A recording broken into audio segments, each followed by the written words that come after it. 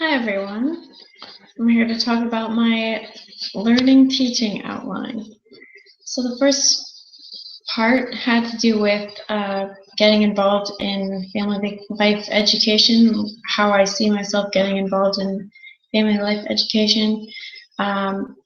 So I didn't include professionally, I just included in a general life perspective on getting involved, and I mentioned being involved in my children's schooling and PTA programs, and being involved in my community and going to community meetings and being involved in things that will affect schools and families in my area, being involved in Scouts or Young Women's, and helping other families and friends with questions they may have.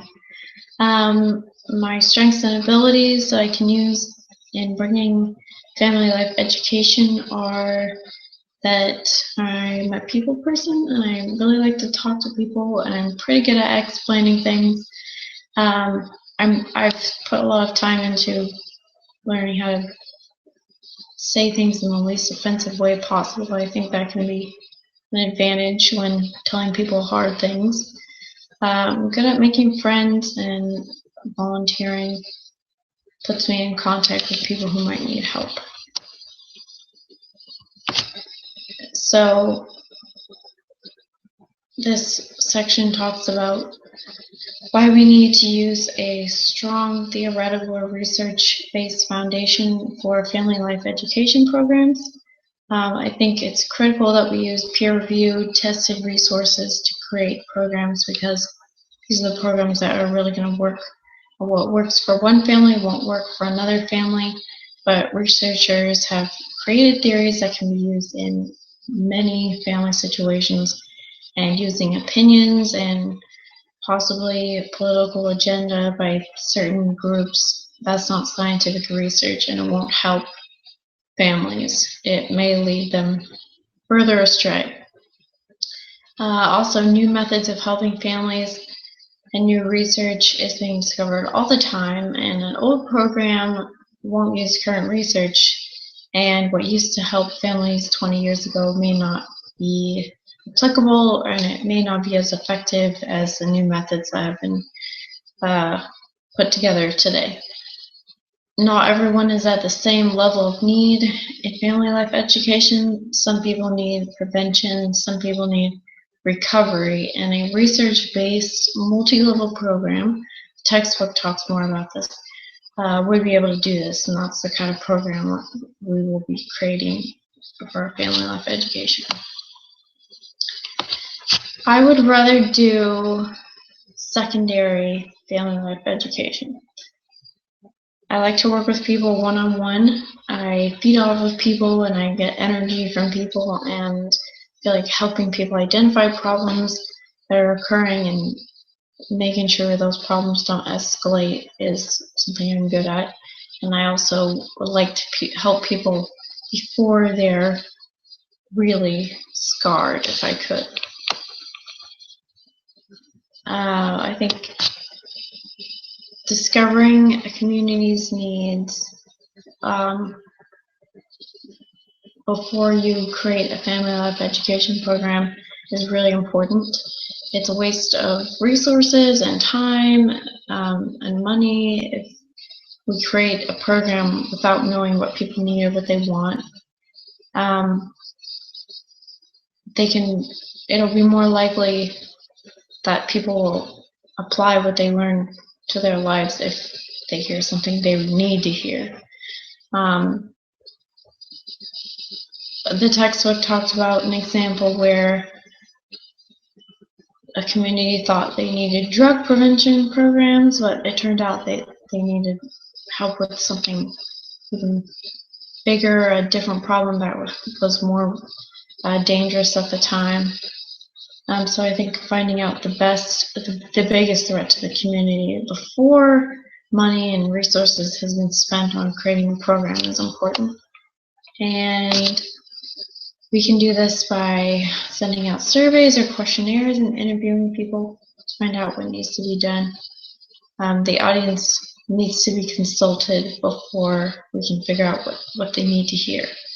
So assessing the needs of my audience will be about 25 to 30 people, and I could give them a questionnaire or interview on them. I spend a lot of time with them because I'm in the young women, or I could just watch them and listen to them in general conversation to figure out what they need.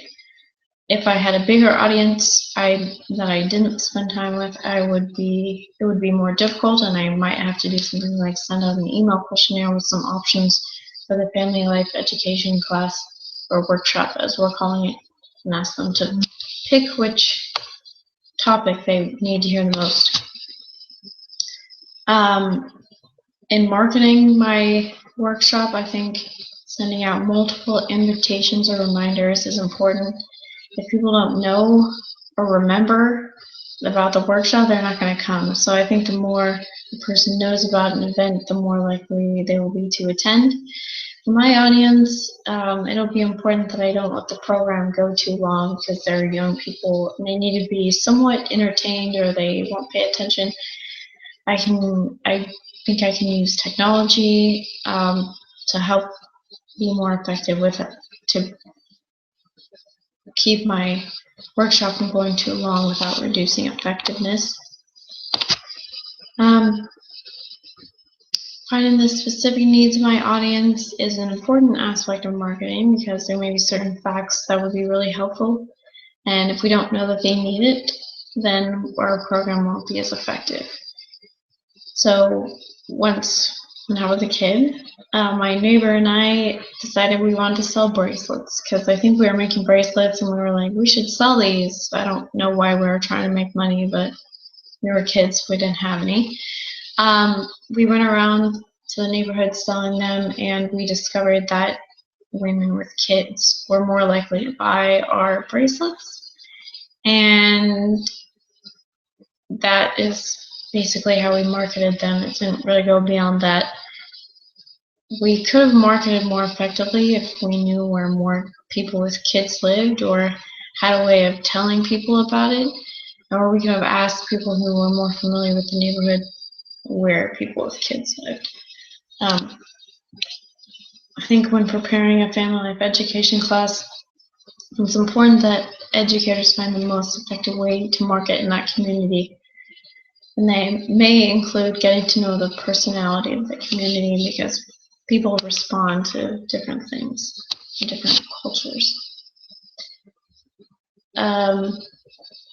Marketing my workshop, I know the young women who I'll be teaching, so it won't be hard to talk to them and figure out what they would like to be learning the most.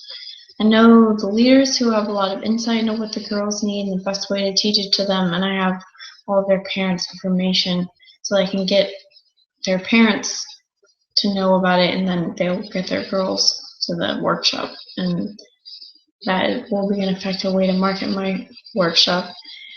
For the workshop, I would prefer an expert approach. The young women already know about the standards of the church with regards to dating. That's my topic. But they don't know about dating because they don't have any experience with dating, and they don't know, or they might know, but they don't have any experience with applying church standards in dating situations. And I want them to have specific knowledge about dating and how to apply it.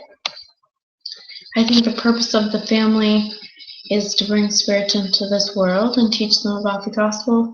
And I think family life education can make it easier to recognize the purpose of the family. It's easier to have a righteous, happy family if we work to be the best parents we can be and the best family members. And when we work hard for our family, we're more likely to see a bigger picture of the plan of salvation and how important family is to that. I believe that every person and every family has the potential for happiness, and I believe that everyone has the ability to change their lives, and I want people to become more confident and happy in their family life.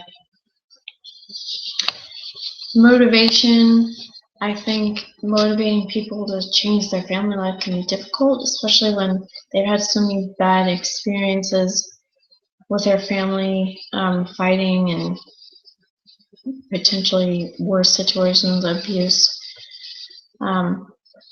It's easy to be overwhelmed and give up on improving family life when people don't get along or have other troubles. I think the main motivation I would like to use is to let people know that they can be happier and that happiness is attainable, and that every situation will come to an end. Their current unhappiness, if they try to change it, isn't permanent, and they can improve. And that is my outline. Thank you for watching.